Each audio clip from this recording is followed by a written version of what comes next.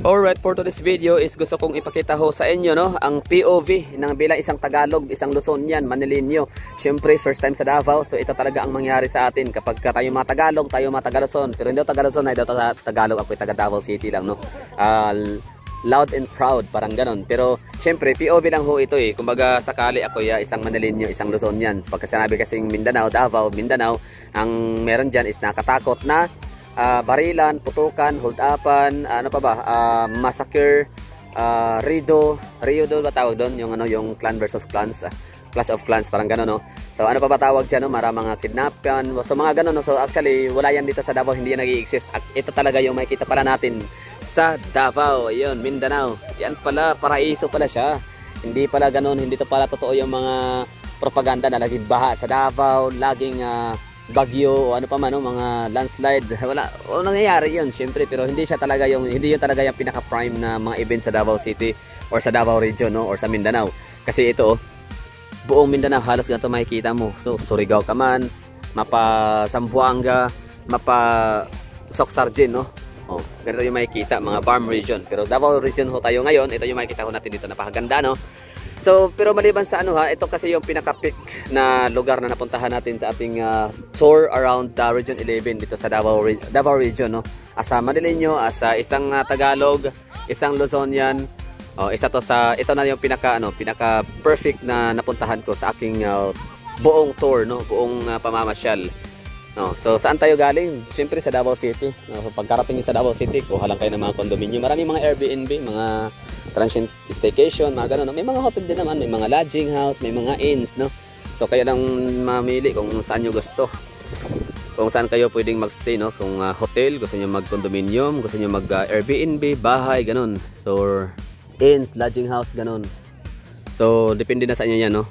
So bali ang gawin ho ninyo, pagkababaho ninyo sa airport, yun na nga, meron na kayong staycation dapat, at least 1 night lang or 2 nights, no? Or 1 night lang siguro, sabihin natin 5 days lang yung natin biyahe. So ako for example, biyahe ko dito is 8 araw, no? Siguro pa sa iba masyadong mahaba na yun, no? Hindi na siya ideal, like syempre may mga negosyong iniwanan, iba may trabaho. So pero sa akin kasi walang trabaho, tambay lang yun. So ang gagawin ho natin walong araw talaga tayo magsistay sa Davao region. So ang ginawa ho natin, Davao City, pagdating sa Davao City, kinabukasan pagising sa umaga, kasi hapon ako dumating ng Davao. So nag-Rojas Night Market ho tayo, nag-City Hall, si Emerick, basta city proper, yung mga piniflex sa mga Davaoenyo na magandang kalye, malinis, organized sa mga tao, organized sa mga sasakyan, traffic, mga rules and regulations, gano'n, no? Mga speed limit, pagkain, durian. So lahat yun magagawa ho natin yan overnight, no? Tapos pagka alas 12 ng gabi, tulog, uwi ng condo, tulog. Tapos madaling araw, alas 5, biyahe na papuntang Tagum City, no? Para sumakay ulit ng bus papuntang Maragusan. And pagdating ng Maragusan ay yun na nga, bali sakay ka ulit ng kain mo na sa Maragusan, or pwede ka maghanap ng hotel sa downtown Maragusan. Pero minsan hindi mo na rin kailangang mangupahan or mag-rent, no? Or mag-hotel sa Maragusan town proper, kasi pwede naman kayong pumunta agad or doon na kayo matutulog sa mga sikat na mga destination, na mga tourist spots, na mga Sea of Clouds. So meron ho sila doon na andyan sa video, no? Tingnan nyo na lang kung ano ba pangalan, basta nakalimutan ko na. Tapos i-search nyo lang sa Facebook page nila.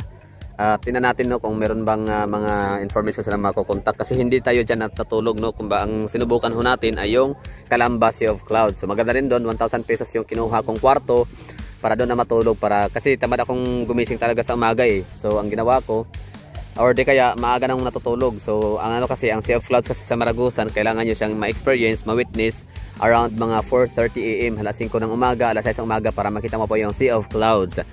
Okay, so ang ginawa ko, since ako yung natutulog alas 2 sa madaling araw, alauna, yun talaga yung pinakamaaga kong tulog. Kaya ginawa ko, doon ako nag-check-in sa Calamba, no? Nag-book ako ng isang kwarto, na yan ang nagkakahalagang 1,000 lamang. Tapos yun, para pagkagising ko, 2 hours lang gising ko, okay lang, no? Kasi andyan lang rin naman pagkagising mo, bungad, lakad ng mga siguro mga 5 hakbang, 10 hakbang, yun, overview na Sea of Clouds na siya. Diba, ang ganda ng mga view nila dyan sa Sea of Clouds sa may Calamba. Pero syempre meron nga tayong na-discover isa, hindi man natin napuntahan, pero nadaanan natin, and I assure to myself talaga na next time ay around na ako ibabalik ng Maragusan to experience at magbakasyon, magpahinga, magpalamig. Basta grabe yung ambience ang lugar ng Maragusan. Talagang doon mo makikita yung talagang tunay ng meaning ng katahimikan, peace, serenity, mga ganun, no? Peace, serenity, basta peaceful, ganun, peace of mind. Ang ganda ng tanawin, greeneries, mga kabundukan, kabukiran, dami mga plantation ng mga sagingan, Dole, Del Monte, o ano man yung kumpanya meron dyan. May mga bulaklak pa, ang dami basta. Tapos yung fogs, ang umaga, ganda. Tapos yung kwarto naman dyan sa tinutukod ko dyan na video ay merong 500 pesos. Yes, totoo yan. For as low as 500 pesos, may kwarto ka na konkreto, hindi nakakatakot, hindi siya secured, no? Safety siya, no? So okay na siya, 500 pesos, pero ano ka na, kumbaga makatulog ka na mahimbing at asarap ng gising. May mga pagkain din dyan, may meron silang karinderya sa taas, may mga nagluluto dyan, and may mga tindahan din mabibilihan. Basta next time around ako ibabalik sa lugar na yan, ay siguro magsisti ako ng mga 2 hanggang 3 araw dyan. Dyan ako matutulog for 3 nights, ganun, and 3 days, ganun, bago ako aalis. And of course, after na magmaragusan, yun nga, Tagum City is need nyo din siyang, maganda rin siyang bisitahin. Puntahan nyo kailang world class na City Hall, na kahit pasabi ng mga taga-Tagum, sayang na yung ginastos dyan kasi inutang lang, tapos yun, nasira lang pala ang mga ang mga glasses. Pero yun lang naman, sabi-sabi ng mga taga-Tagum. Hindi ko rin alam kung iba tong taga-Tagum bang talaga o baka basher lang ng ano nila, no, lugar. Pero maganda ang Tagum, no, lalo yung mga park po nila. Okay, so after naman sa Tagum City, tsaka sa Tagum City din pala makikita ho ninyo yung pinakamalaki, pinakamataas at pinakamaganda, pinakasolid na flyover sa buong Mindanao. And after naman sa Tagum City, pwede na kayong magpunta sa Island Garden City of Samil. Pero kung trip nyo munang since nag-Sea of Clouds kayo sa Calamba sa may Maragusan, wag na kayong pwede na kayo hindi pumunta ng Kapatagan, or hindi nyo na need na pumunta pa ng Bukidnon. Although magkaibang view nun, ha. Sa Bukidnon kasi parang Sea of Clouds, and ano talaga siya, mga mountainous area. Samantalang sa Calamba, Sea of Clouds, mountainous area din, tapos may mga farm. So magkaiba siya. So okay, I still recommend, no, sa may Buda, sa mga Sea of Clouds, Sonnenberg, at marami-rami pang iba ng mga Sea of Clouds doon sa lugar nila. And ano pa ba, no? So dito tayo sa pinakahuli, Island Garden City of Samal. Sa Island Garden City of Samal, marami kayong pwedeng gawin dito. Maraming mga beach resort na pwedeng puntahan. Hindi mabilang, no? Thousands of beach resorts. Kaya nga tinawag ang Island Garden City of Samal as the biggest island beach resorts, or the largest island resorts, or resort island, parang gano'n, basta resort, mga beach, gano'n, beach resorts, napakaganda. So marami yon, may mula sa pinakamura, pangmasa, hanggang sa pinakamahal, pang mayaman, pang exclusive lang talaga, pang rich, pang bilyonaryo, mga milyonaryo, pang rich kid. So dito naman, ang aking gusto, kasi ito yung hindi siya pang mayaman, hindi siya pang mahirap, pang tama-tama lang. Ang entrance ko dito, 150 pesos, 200 pesos rather, no? So 200 pesos ang sa adult, 100 naman ang sa mga chikitings, no, sa mga bata. Yun lang. Tapos may mga pagkain dito, may mga mabibilhan. So yun na nga, paano makapunta rito? Dalawa lang, no? So meron kayong sakayan from taon nito sa may Magsaysay Park, no? Sa may island Magsaysay Park, Pantalan, meron diyan, no, papunta rito. Ang pamasahe 200, 150, mga ganyan, no?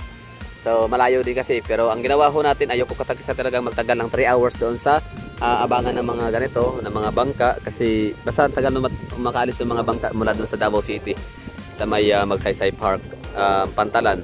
So ang ginawa ko, dito na ako sumasakay, no, parang chartered trip, no, from Kaputian Port. Yan, no, yan, Kaputian kasi yan, Kaputian District. So meron namang white beach resort dyan, pero mas gusto ko talagang Istarita kasi nga mas isolated ang lugar, mas maganda ang tubig dagat, mas malinis, mas maganda ang experience, diba? So hindi ka lugi, talagang solid na solid, diba? Ganda, no?